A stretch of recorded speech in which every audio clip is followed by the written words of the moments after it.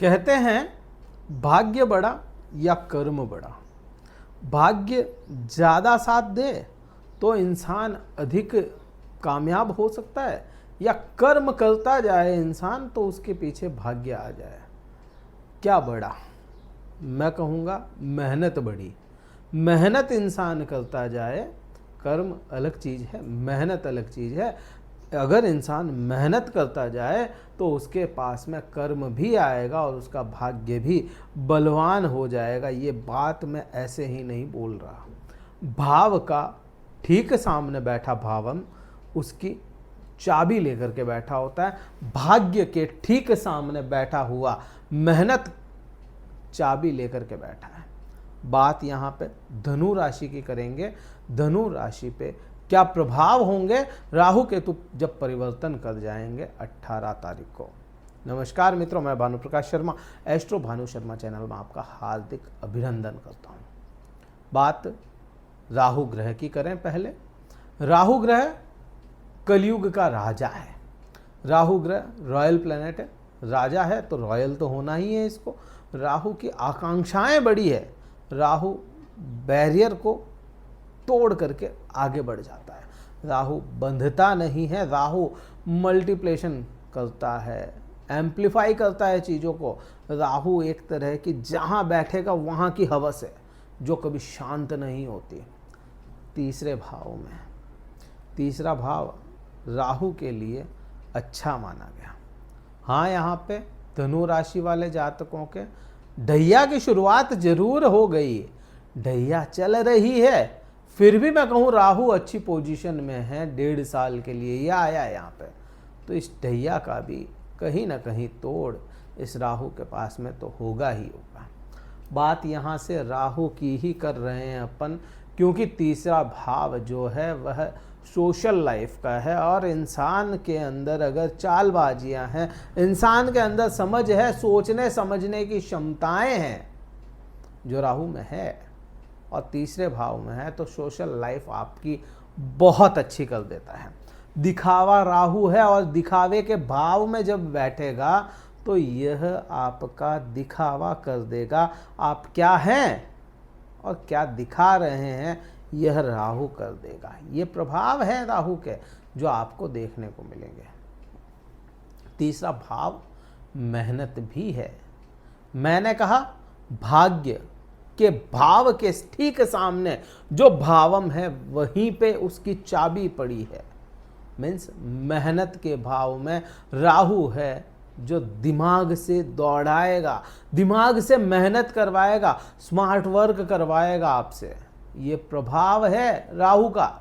और भाग्य में जो डिटैचमेंट का, सेपरेशन का कारक ग्रह बैठा है वह भाग्य को कम करवाएगा ना, तो उसकी चाबी तो राहु के पास में, दिमाग लगाना पड़ेगा।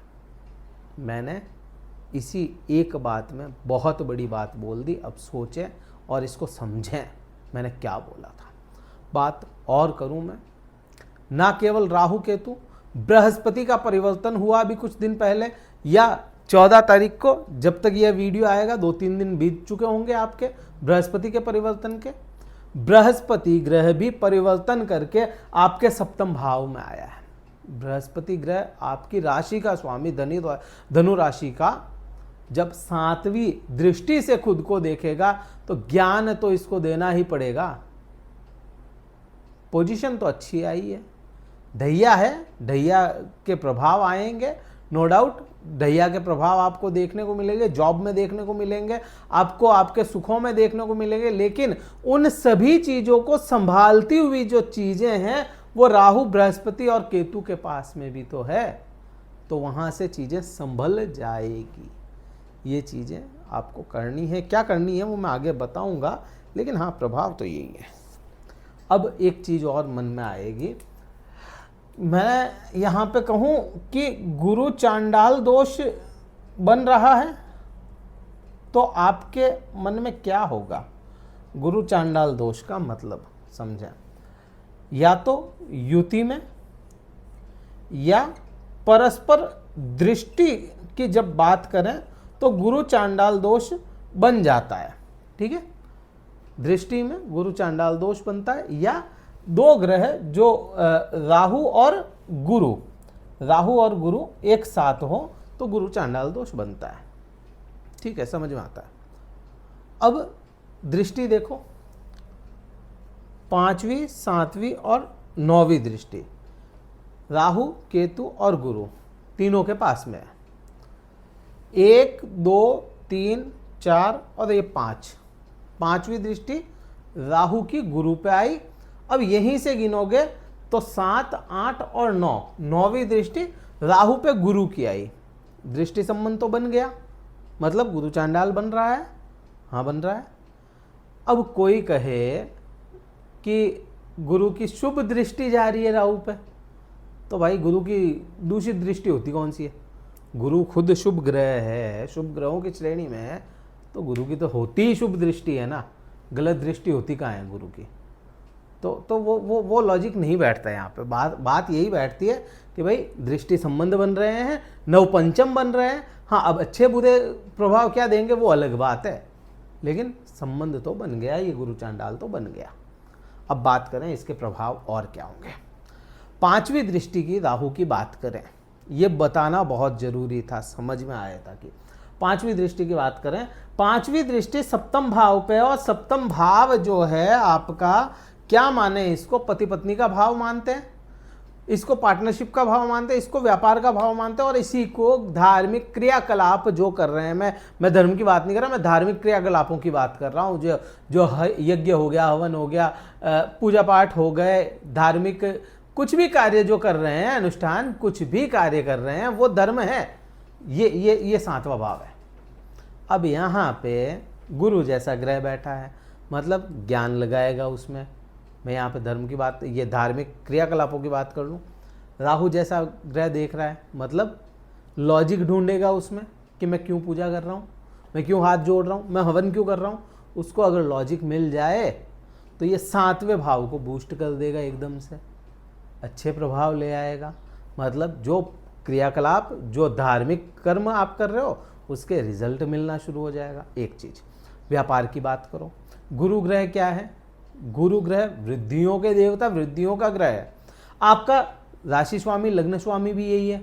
अब वो अगर यहाँ पे बैठेगा तो बुरे प्रभाव लाएगा? बिल्कुल भी नहीं। मतलब वृद्धियाँ दिखती है, व्यापार में वृद्धियाँ दिखती है, जॉब की बात नहीं है, व्यापार में वृद्धियाँ दिखती है, बिल्कुल दिखती है। गुरु जैसा ग्रह यहाँ पे बैठा है, सप्तम भाव पति पत्नी का भी है, पार्टनरशिप का भी है। उनमें कहीं ना कहीं अपने, देखो गुरु के लिए आप ये भी जरूरी नहीं कि हमेशा या उसके प्रभाव अच्छे ही हों, कई बार गलत ले लिए जाते हैं अपने द्वारा भी। अब कोई इंसान आपको अपने ज्ञान के अकॉर्डिंग चीज़ दे रहा है, ईगो आप में भी आ सकता है, तो उस चीज़ का तो अपने को ध्यान रखना पड़ेगा। हाँ, यहाँ पे एक चीज़ और है, राहु जो है ना, मैंने कहा एक्सपेक्टेशन है अपनी, आप क्या चाहते हैं अपनी जो है वो राहु है। अब इसकी दृष्टियां यहाँ पे है, तो पति पत्नी एक दूसरे से चाहते हैं कुछ ऐसी रखते हो जो पूरी ना हो पा रही हो, तो समस्या आ सकती है। अदरवाइज तो समस्या है ही नहीं। अपनी चाहतों को कंट्रोल में रख लें या सामने वाले की चाहतें पूरी कर दें, बात इतनी सी है। तो आपको प्रभाव भी अच्छे हैं यहाँ पे, सप्तम भाव में दूषित नहीं हो रहा। फिर अपन देखें राहु की 9वीं दृष्टि, 7वीं दृष्टि, केतु की बात करूंगा, लेकिन 9वीं दृष्टि समझे। यहाँ से 9वीं दृष्टि यहाँ से कहाँ जाएगी? यहाँ से जाएगी तुला राशि पे, और तुला राशि लाभ का भाव है। राहु क्या है? भूखा ग्रह है, जहाँ बैठता है, जहाँ देखता है भूख बढ़ा देता है। लाभ के भाव को देखेगा तो लाभ में भूख बढ़ाएगा। बृहस्पति देखेगा यहाँ पे अपनी 5वीं दृष्टि से, लाभ बढ़ाएगा। भूख भी बढ़ रही है, लाभ भी बढ़ रहा है, तो दिक्कत कहाँ है? मान सम्मान भी बढ़ रहा है। साम दाम दंड भेद करके भी अपना लाभ ले लेना, ये राहु का काम है। और राहु यहाँ पे देखेगा, प्रभाव अच्छे हैं, बुरे नहीं हैं। यहाँ पे चैप्टर दूसरा अपन पढ़ें, इसको समझें। पढ़ें तो क्या, समझो इसको। दूसरा चैप्टर केतु। केतु क्या है? 9वें भाव में है। 9वें भाव में केतु अच्छा नहीं माना जाता। 9वें भाव में, 9वें राशि की बात नहीं कर रहा, 9वें भाव में अच्छा नहीं माना जाता। क्यों? क्योंकि केतु जो है सेपरेशन है, डिटैचमेंट है। अब मैंने आपको पहले ही जब कह दिया कि भाई भाव का भावम जहां होगा वहां उसकी चाबी है, मतलब मेहनत करोगे तो भाग्य बूस्ट होगा।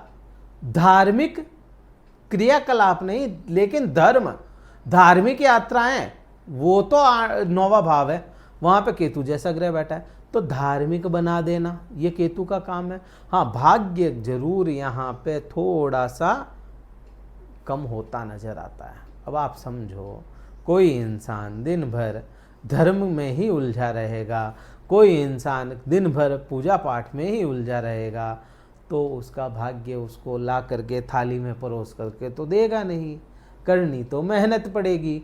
तो वही तो चीज़ यहाँ पे बन रही है, भाग्य का साथ कम मिलता हुआ नजर आता है, तो मेहनत अपने को करनी होगी। सीधा सिंपल सा यहाँ पे ये फंडा है। अब ये केतु ग्रह जब अपनी 5वीं दृष्टि से धनु लग्न को, राशि को देखेगा, ठीक उसी समय बृहस्पति भी यहाँ पे देख रहा है, मतलब यहाँ पे आपको थोड़ा सा लेट गो वाली फील लेकर के आएगा।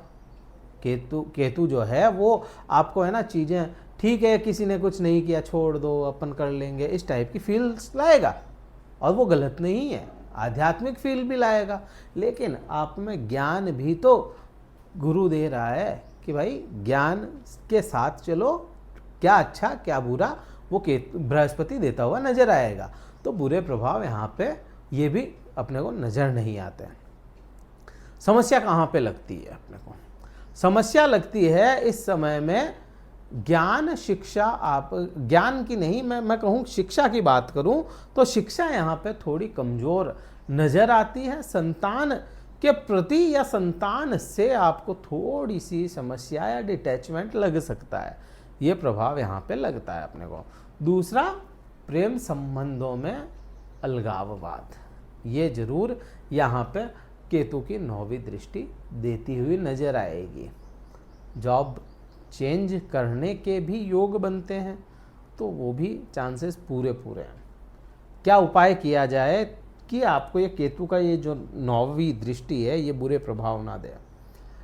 इस समय में आपको अपने इष्ट देवता की आराधना करनी चाहिए, और धनु राशि के लिए, धनु लग्न के लिए इष्ट देवता हनुमान जी बनते हैं।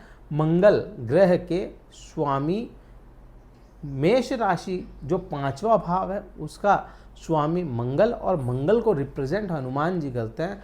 तो अपने इष्ट देवता, इष्ट ग्रह की आराधना करें, मंगल के बीज मंत्रों का जाप करें, बहुत अच्छे रिजल्ट आएंगे। ये वीडियो कहीं अच्छा लगे, बहुत कुछ बताने की कोशिश की है, लाइक शेयर कीजिएगा, सब्सक्राइब जरूर कीजिएगा चैनल को।